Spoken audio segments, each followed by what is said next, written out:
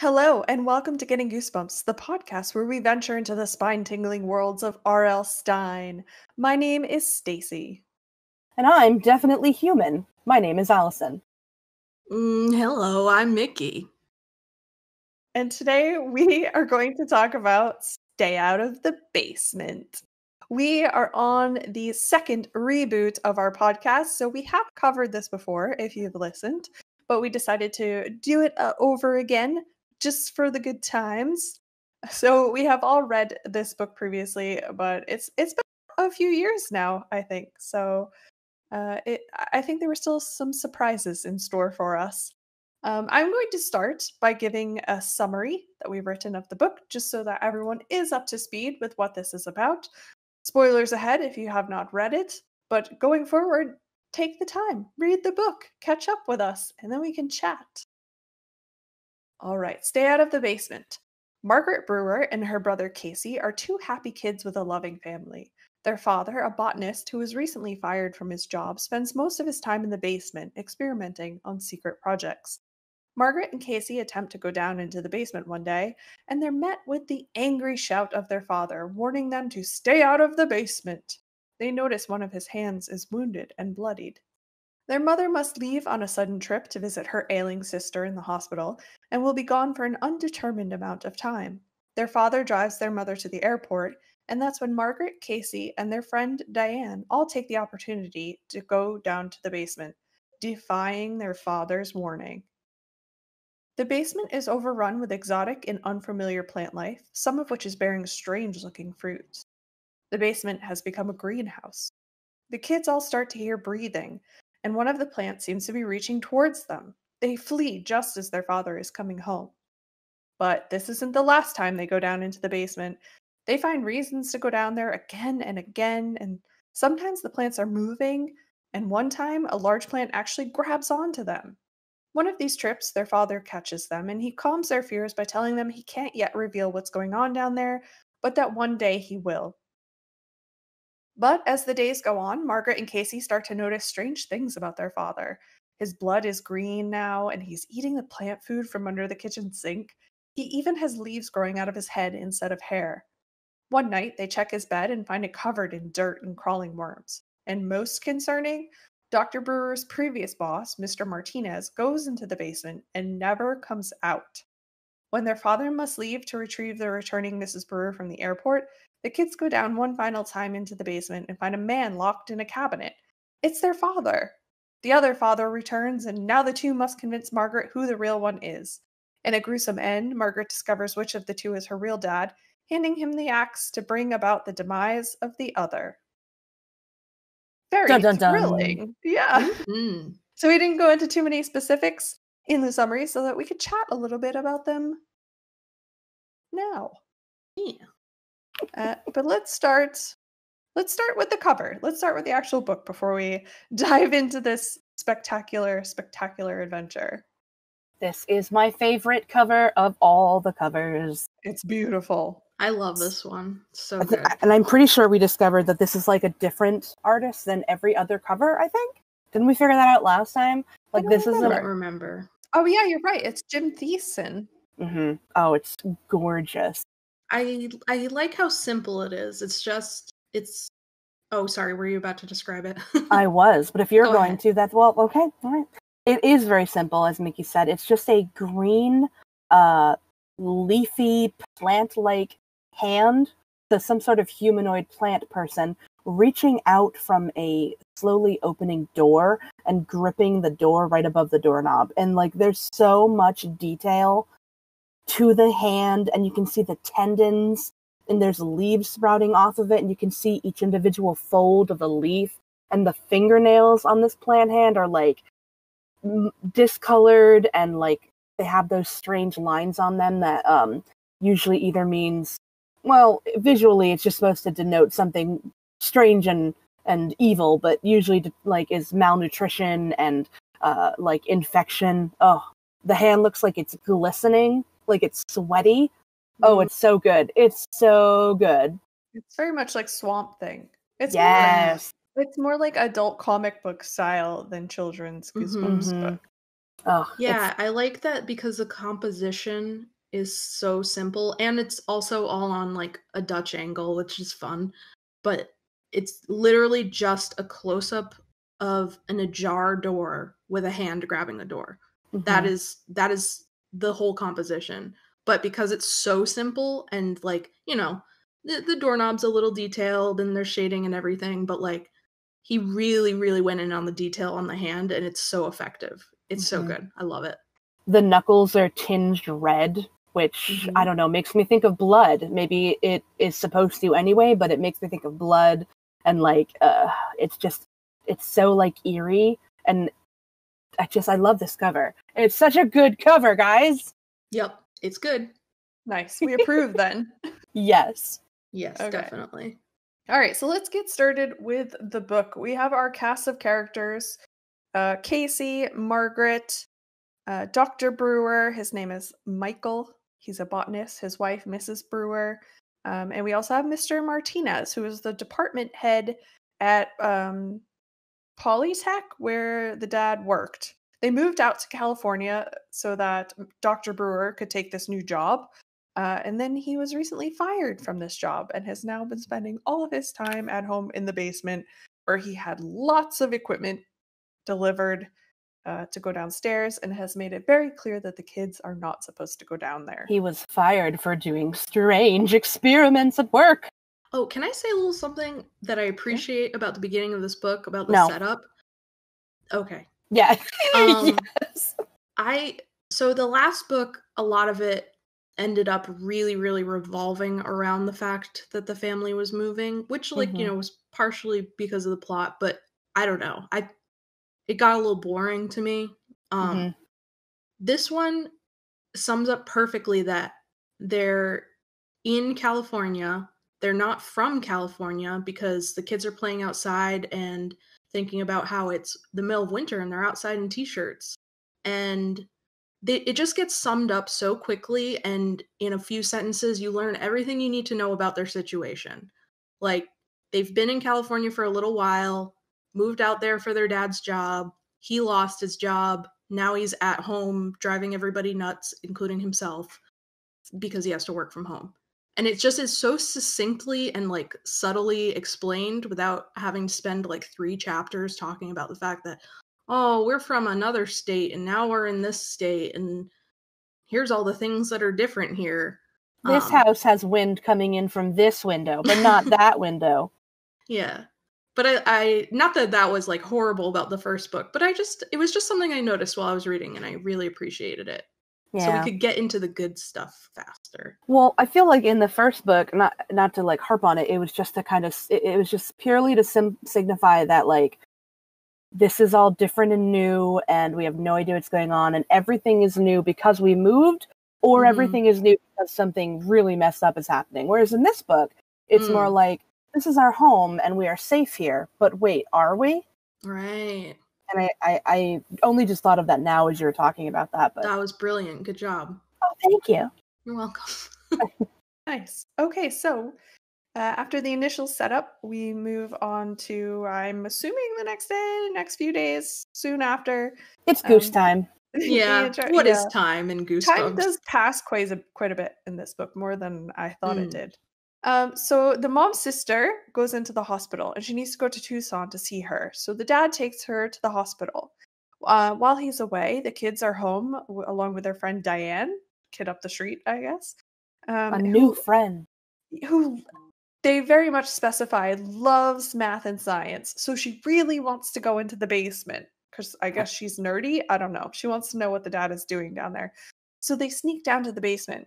And I think this was one of my favorite parts of the book, where they actually start to describe the basement. It's so good. There's hot and steamy air. There's a buzz of electronics. It feels like a rainforest. There's dozens of tall plants, thick-stalked, broad leaves, leafy vines, tree-like with tendrils, fragile ferns, and then gnarled roots. And then there's like fruits growing as well. They definitely talk about tomatoes and some other fruits going on down there. Mm-hmm. It's just very descriptive enough that you get a great picture of this basement. But the basement is also kind of creepy because the kids start to hear breathing. They think they hear breathing.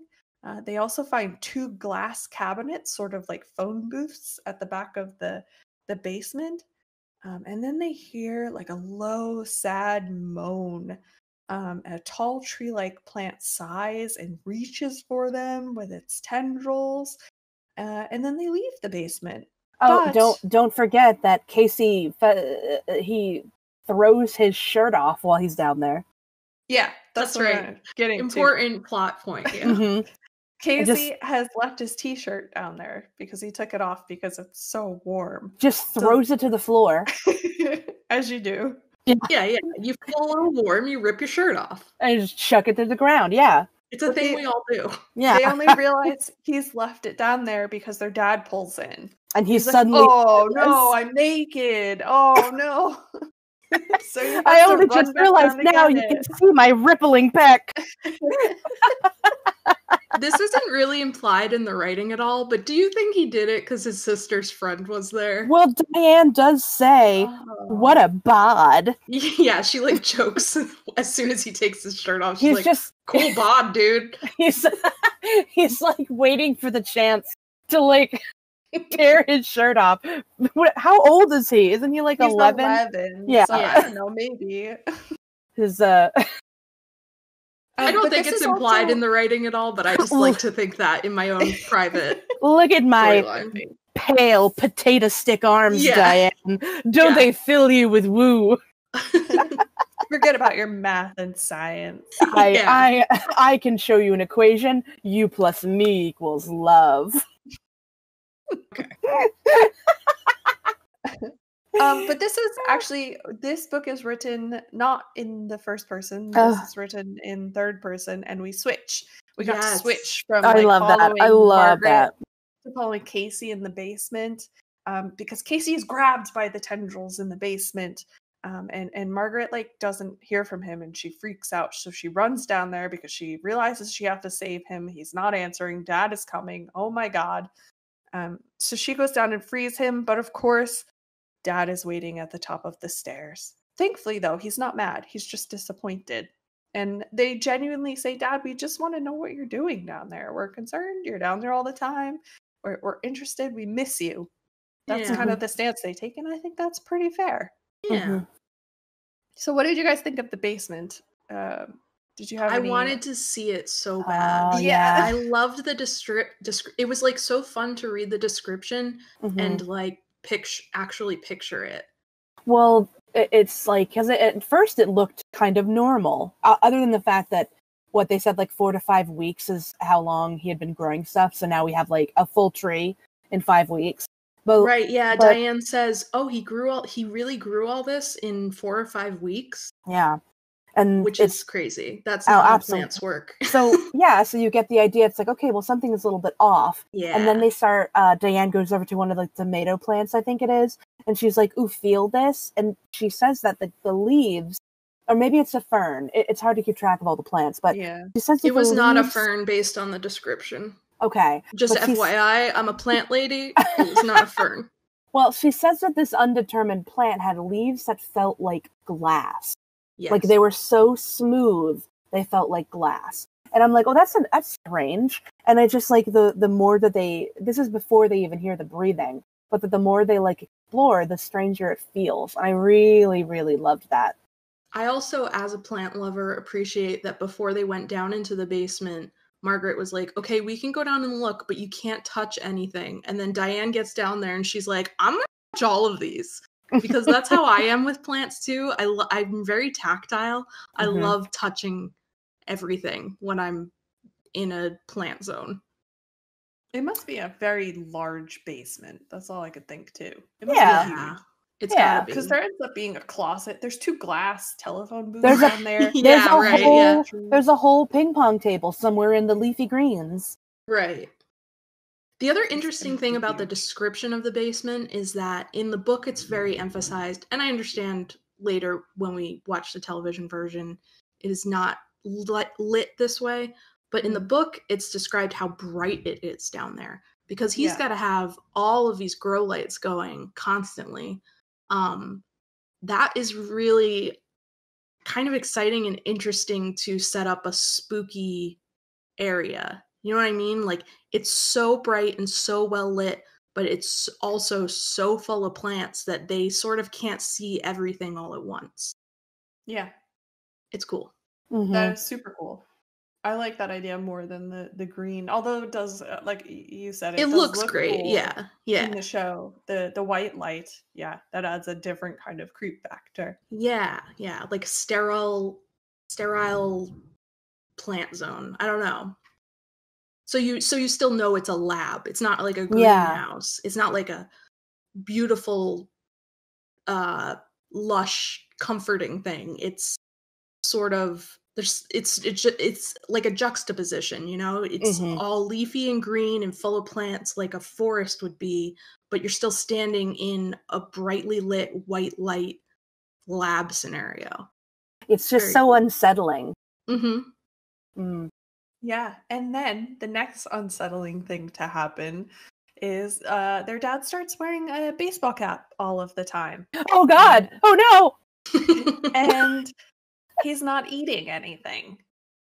And so Margaret then discovers him one day eating plant food over the sink, just hunched over the sink, going at it, eating plant food, shoveling dirt in his mouth. He's eating it. Dirt. He's eating it the way that I eat popcorn, which is gigantic handfuls that I like devour from the palm of my hand like a hungry horse.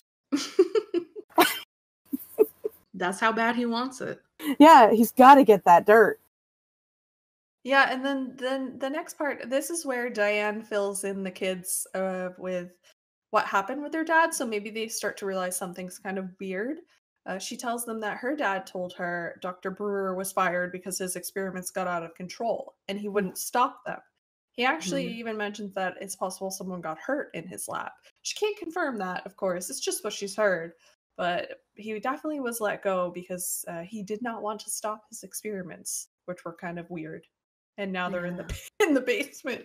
Yeah. Yep. So, like, whatever happened at his job, the kids don't know. They obviously weren't filled in. But whatever happened, it was a big enough deal that there's gossip going around town. If not truth, then gossip going around town. And her dad does not work. Fired. Diane's dad does not work at the same lab. He works somewhere else, and someone came in and talked to him about it. Lab gossip. Yeah. Did you hear that crazy scientist over at Polytech? I heard he was trying to grow a tree made of gophers. I don't know, something weird. Gossip. Yeah, it's always strange. This is also when Dr. Brewer's hat comes into play again, because Casey knocks the hat off with a frisbee, and they realize that his hair is gone. He's entirely bald, except that his hair has been replaced with green sprouts coming out of his head, which is super gross, but leads to my favorite quote from the whole book. Just a side effect. Just a side effect. I think I'm gonna have to pick a favorite quote from every book, because there's always one that's just so good. And it might always be an adult trying to like brush something off flippantly that shouldn't be brushed away. Yeah. Stop seeing things, okay? It's just a side effect. But the dad actually sits them down and explains he's trying to splice plants with animals. No big deal. He's using the glass booths to do this. And Margaret, I really liked this part, because Margaret was really grossed out and concerned, and she has a lot of good questions that she knows she should ask, but has been kind of nervous about it. But she really starts to like feel this like unsettled, ominous, gross feeling. And I think that's described really well for her character. Yeah, but I want to backtrack a tiny bit. I really liked the scene where their dad took them and he was like, listen, okay, I get it. You're freaked out. I've got leaves on my head. And they go and they sit outside in like the shade of like a hedge. And he's like, okay, let me tell you what's going on. And he actually gives them the information. Like, he doesn't dismiss them again, which tends to be a trope in a lot of Goosebumps books. But he like sits them down and he's like, look, I'm doing this and this. And it has to do with DNA splicing, and I'm trying to do this, and it's really delicate work, and I'm sorry that I've been so busy. And I don't know, I just really approved of that. Like, I don't think it necessarily comes from a place of wanting to calm them down. I think he's super stoked about what he's doing, and he's like wants them to be impressed because he's like impressed and excited. That could also be that, but because it's not. Spoiler alert! It's not real dad. I was just gonna ask, when did the switch happen? I don't think it's happened. Well, it could have. I don't know. I thought about this a lot while I was reading it, and then afterward. I don't think we never figured it out. We only know that it happens after his hand injury at some point. Yeah. But it's the same day that she sees him take off his bandage and his blood is green. I assumed it was almost always the plant dad. Right from the start? I think if I have to guess, I would say as soon as, at least, and if not earlier than this, actually, no, definitely not. I don't know. But I go with as soon as they start seeing him wear the hat. I think that's the general, which one's the real dad in this book. The hat dad is not the real dad.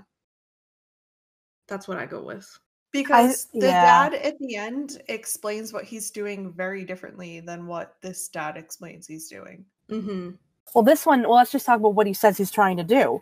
He says he's trying to splice plants with animal genes. Which is not what dad at the end says he was trying to do. He said he was trying to make beefy plants.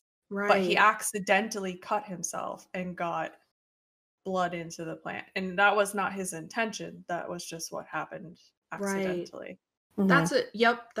I think that's an excellent And then he got a little carried away with it. Of course, he kept doing it. But then I don't think that lasted very long before he had plant dad and plant dad took over. That was what I was saying. I could be wrong. I could absolutely be wrong. I like that theory because, and the tricky thing, especially in the book version of this, is that plant dad does have a lot besides his appearance, which is obviously spot on perfect, besides the hair, which is also the same, it turns out.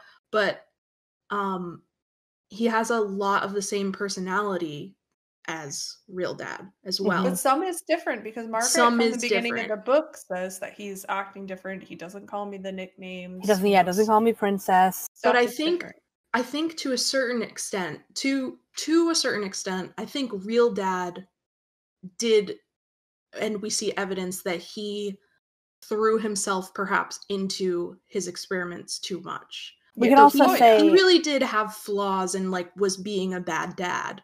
But then plant dad came and took it to a whole new stratosphere. Yeah. Well, you could argue, since in that first chapter, that's when we get the first warning not to go in the basement. We see, potentially real dad with the bloodied hand, and the blood is red. And then, it is in that chapter that Margaret mentions, he doesn't even call me princess anymore. Right. It could simply, I don't know why I gasped then, but he doesn't call me princess. But it's very shocking. It's very shocking, but it could simply be, and as a child, this is hard to understand, as reading this as an adult, could really just be, hey, the dad was recently fired. He's mad, he's upset, he's distracted. That's a big life change, and he's trying to do this thing because, this. So he's going to be distracted. He's going to not really be focused on his kids right now. He's going to be, like we said, a bit of a bad dad. And that could be it. That simply could be it. And then when we start to see the plant food and the leaves and the green blood, then it's plant dad. That's not real dad. That's plant dad. Because he's already been eating plant food. So by the time he sits them down, it has to be plant dad. Yeah, totally. Yeah, I'll be interested to see what other people think when they listen to this. You could really make an argument. That's true, because he was eating the plant food the day before. So that's another solid thing that led me into not in the first chapter. In the first chapter, it was just.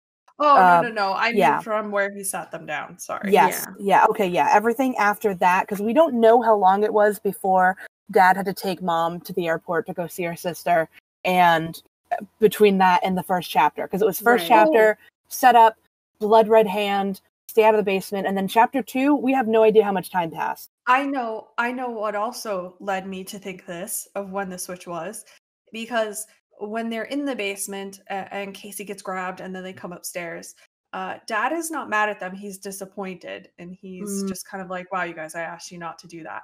Every point after that, he's mean Angry. to them. Yeah. And that's why I thought it was possibly a different dad as well. Because real dad, might be upset, but he's not crazy. And then it switches to, then he gets cruel. Well, essentially. That's the thing, though. If you go back to chapter 1, the end of chapter 1 is him screaming at his kids, "Stay out of the basement! Don't you ever come down here!" And he's yelling. You could justify that as him being afraid for their safety. I guess, but if he cut his hand there, and that's the catalyst that made Plant Dad, then why is he afraid of them coming downstairs if there's nothing to be afraid of yet? There is. He has dangerous plants down there. He has it's his job too. I mean, I guess, but it's just kind of counter argument to what Stacey just said about he's not mean until he's Plant Dad, but he's literally screaming at them. I think if a parent screams at their kid to protect them from doing something dangerous, that is not mean. It is alarming, perhaps. Okay, I can agree. Not necessarily mean. Yeah, I can agree with that. I just did want to put the note up that he does. Yes, he does yell at them. He does yell at them that first time, and then he's disappointed the second time, and then after that, he seems to be meaner about it. Yeah. Okay. Either way, no matter when the switch actually happens, I do like. I like that in the book. It feels very ambiguous the whole time you're reading it. Even knowing that there's a switch while reading the book, I'm like, well, I know that I'm pretty sure at this point it's a copy of the dad, but he's a fairly good copy.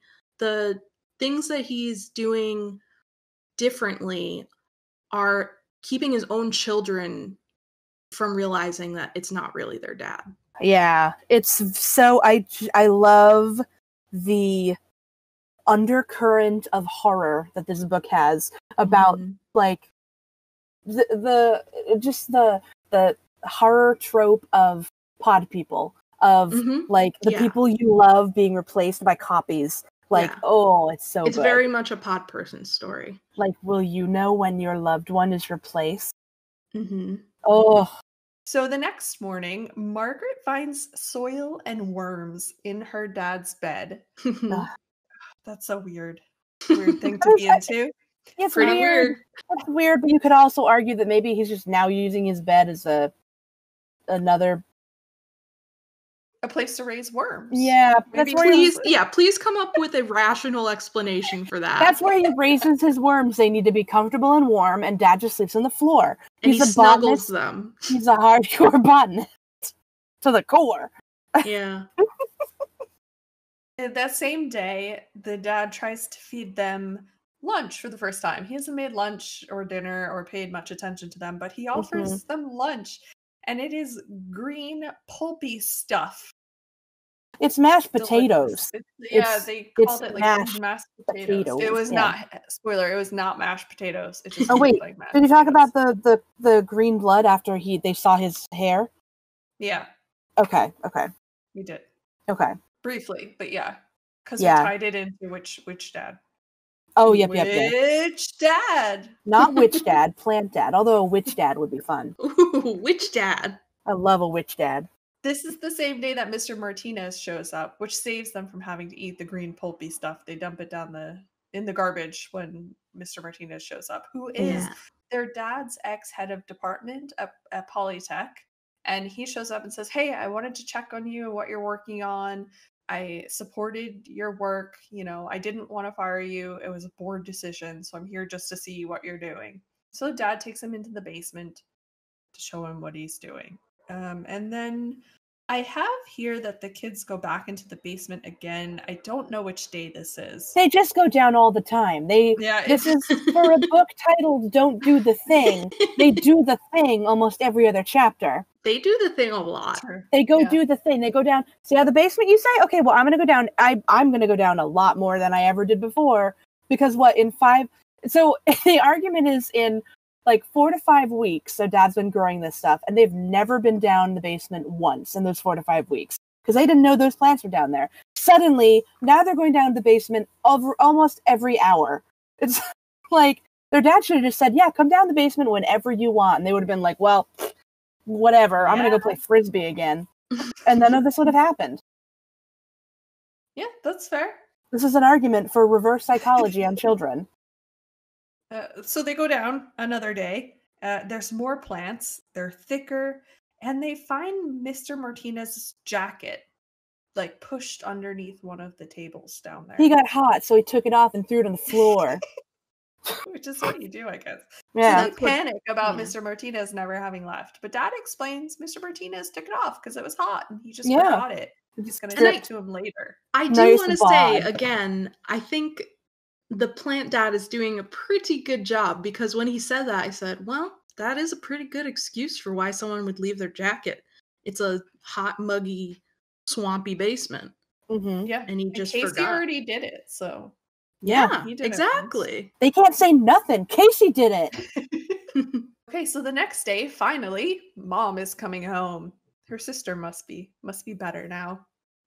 So of course, the dad goes to pick up the mom. Well, she's either better or she's not. Oh. Aw. Yeah. I think she's better. I think she's better too. It's a kid's book. Nothing bad happens. She's better. Yeah. Lots of bad things happen. Yeah, that's the point. So Dad goes to pick up Mom at the airport because she's coming home from Tucson. So of course, the kids again return to the basement because why not? They find more of Mr. Martinez's clothes down there, and then they start to hear thudding from a nearby I say cabinet, but I think it's actually a closet. Yeah, because it ends up being really big. They have to break open this closet because it's boarded up and locked. And inside they find plants with human features. They're described to have good. Arms, legs, even faces that kind of would be like a green tomato, except it's a face. This was my favorite little section of the book. So good. Oh, so horrifying, so disturbing to imagine. Truly. Oh, wait. So you didn't finish. They found Mr. Martinez's jacket, but they also found his pants and his shoes. Well, they didn't find his pants and shoes until this point. But yeah. Also, inside the closet, they find the actual Mr. Martinez and a second dad tied up. Dad number 2. A second dad. And this second dad, once they take the tape off his mouth, claims that he is the real dad and other dad is the plant dad. So they untie him. Well, Margaret wants to untie him right away. Yeah, Casey actually is a little bit more suspicious of the situation, which is good. It's good that he's a little on edge, That's reasonable. Yeah. And Margaret ultimately ends up deciding to untie him. Yes, and then Dad immediately goes and gets an axe. So everyone is terrified. Yep. Like, oh no, what have we done?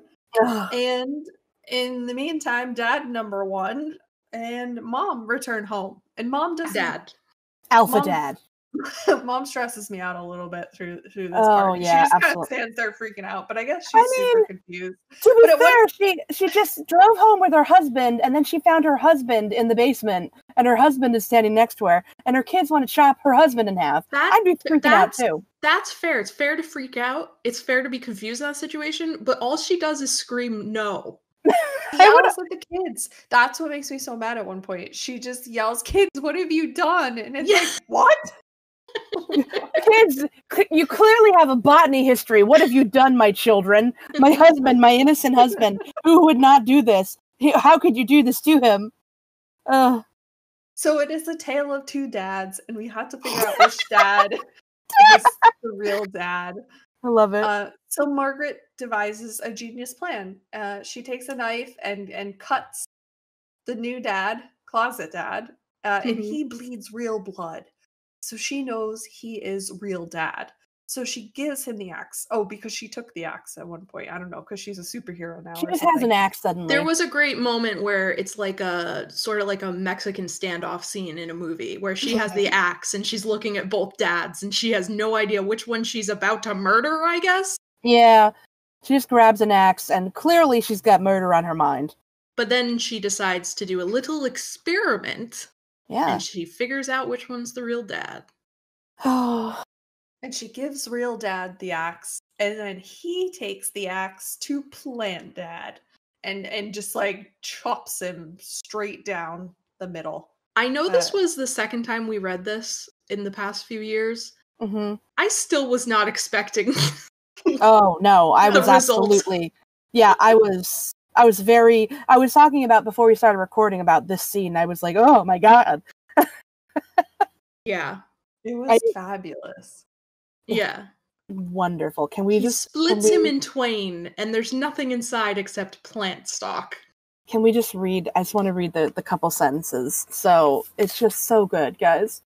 So he sliced the real dad, sliced fake dad in half, or sliced him in two, I guess, at the waist.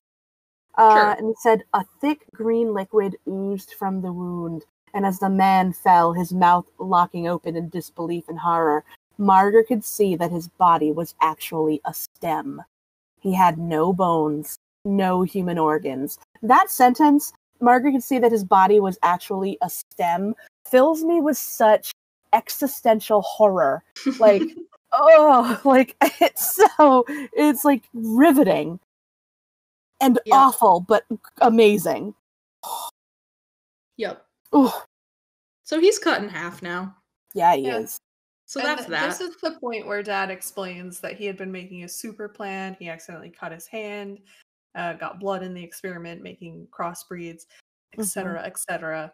But then he gets rid of all of the plants. Well, except some. There's some that he wants to go plant in the backyard because they're quote unquote regular plants. Yeah. But all of the weird ones he gets rid of because he actually feels kind of bad because these plants were obviously hurting either emotionally or physically. Yeah, they were suffering in some way.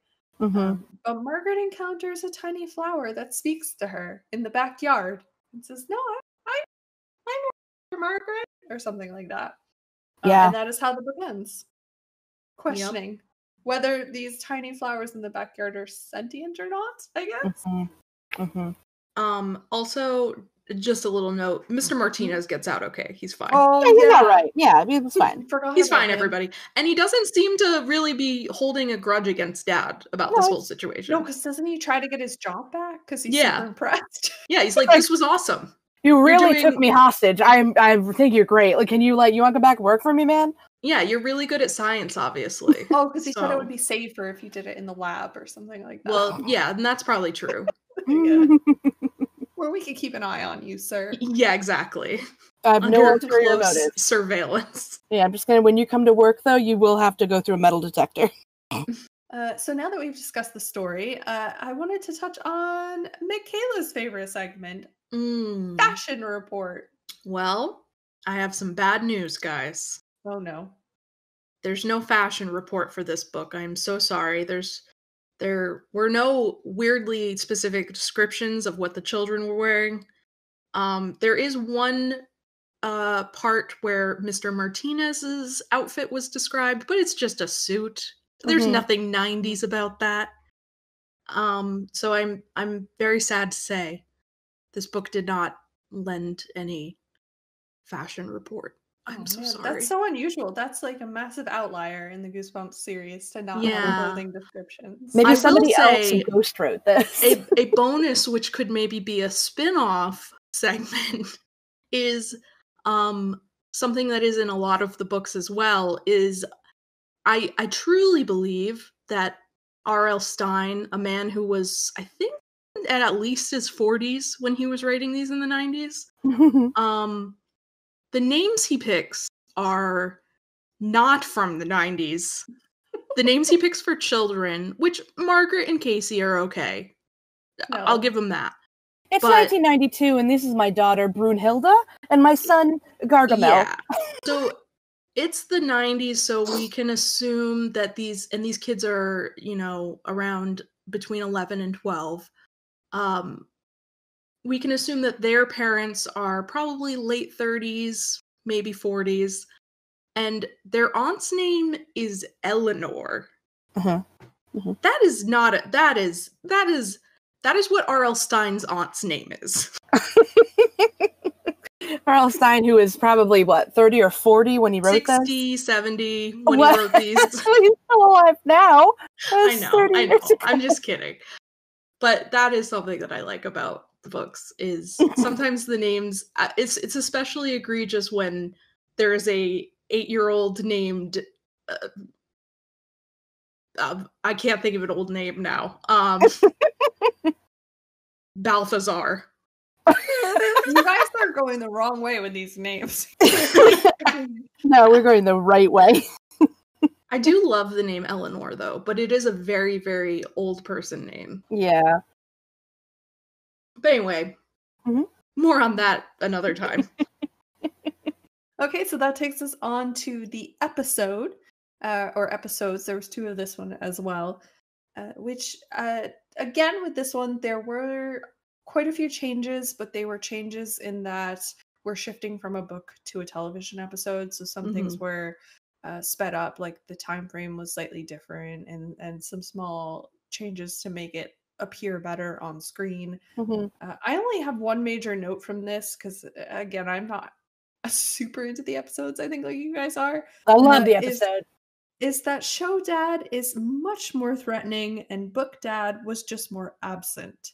Yes. Show dad was terrifying, like I'm gonna murder you type of terrifying. He was really scary, and that is something I noticed, and I appreciate at the same exact level between the book and the TV show. But in the book, Plant Dad is a much better copy of their dad, and I get maybe he just comes off that way because he's not present very often. But TV show dad is like, okay, if these kids don't know this, their dad is a pod person, I don't know what to tell them. Because the scariest scene in the TV show, and I can't remember which episode it is in, but Margaret is on the phone with her mother, and she's just beginning to say that something is wrong with dad. And he grabs the phone from her, holds it up, and while staring intense daggers into Margaret's eyes, and I know that he is staring into the actual actress's eyes because you can see his pupils shifting back and forth. He's staring at both of her eyeballs. And I can't remember what he says, but he says, "Yes, everything is fine. I should spend more time with the children. You're right, dear. Okay, bye-bye." Yeah. It's so scary. That's so exactly scary. One of the scenes I was thinking of. It was intense. Yes, very intense. That, and I lied. I had one more note. And it was that Margaret was insanely fashionable. Oh my gosh, she was so... Oh my god. Everybody, stop what you're doing right now while you're listening to this podcast and look up screen caps from this episode, because Margaret could be wearing all of these outfits right now in 2020, and she would be a very fashionable young child. Yeah, she'd be rocking it. Yeah. Her outfits were so cool. Yeah. Her pants were very big. That was probably the one 90s thing that hasn't quite come back in the same way. She has jeans on, and they're kind of big. Jinko but jeans. not big in that they're wide legs. I just mean like mom jeans, and those are super popular here. I could wear every single one of her outfits into my office, and no one would notice. Her tops are so cool. She has on this like matching sweater shirt thing at one point that is like, I think it's blue and yellow, or it's black and yellow, and it's like this graphic design of stripes that almost look like a Letterman jacket or something, but it's not. I don't know. It's so cool. She is so cool. I love her. She's awesome. Fashion icon. She is. Yeah. The actress even did a great job. I really liked her. Yeah, I did too. The episode's amazing. And I don't know if I said this last time, but and maybe Allison will agree with me. Does she look like a baby Stacy a little bit? She does look like a baby Stacy. She looks like a baby Stacy, but with like wavy hair. It's wavy hair. Yeah, I did have wavy hair. If Stacy, no, you have like, because I straightened it. You have my like natural hair looks like that. I've seen your wavy hair. You've got like thin, billowy, like corn silk hair. This is you if you had Hermione hair. No. You're exaggerating a little bit. Oh, like a mix of Stacy and Hermione would make this creature. Yeah. Okay. All right. Thank you. Yeah, you're welcome. You're welcome. You're a 90s fashion icon. Take You the are. compliment. Yeah, take it and run. Okay, so are there any other points from the episode that you guys wanted to touch on? Just how much I loved the dad's performance. Oh, he did so good. It was totally different from the book, but I think that was like a conscious choice. He he knew he was in a B-movie TV show, and that's what he was going with. The adults on the Goosebumps episodes are always just, well, usually they're usually just like, hey, you know what? I know why I'm here, and I'm gonna just go crazy. Yeah. B-movie kids horror TV show. I'm about to go nuts.